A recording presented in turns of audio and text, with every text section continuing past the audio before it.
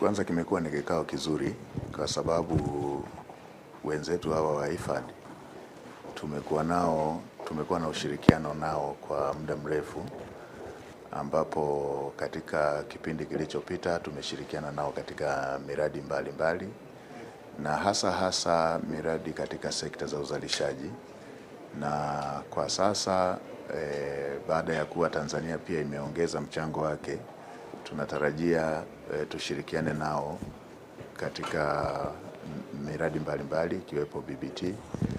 ikiwepo miradi ya maeneo ambayo tunapanga kuongeza uzalishaji. Baadhi ya maeneo ambayo tunapanga kuongeza uzalishaji ni katika uzalishaji wa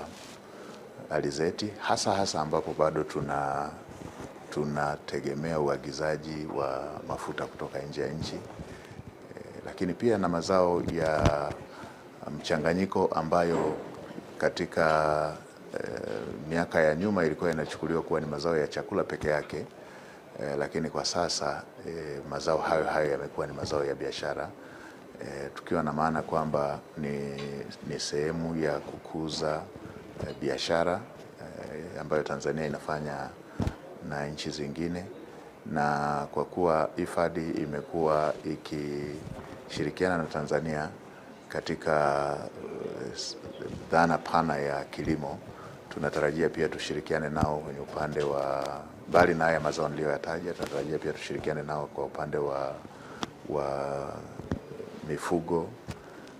na mazao ya baharini kwa upande wa Zanzibar, ambapo na sasa katika program tuliyokuwa nayo ya awali tumeshirikiana nao, lakini kadhalika tunatarajia tushirikiane nao katika utekelezaji wa kilimo ambacho ni himilivu kwa upande wa mazingira, ambacho kinasaidia kampeni ya kukabiliana na mabadiliko ya tabia nchi. Na hii imekuwa moja ya eneo ambalo tunashirikiana na wadau wengine ambao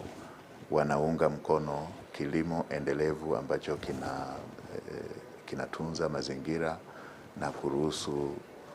uendelevu wa shughuli hizo za uzalishaji pande zote za kilimo mazao pamoja na kilimo kwa dhana pana ya mifugo pamoja na sekta ndogo zingine ambazo zinaunda kilimo.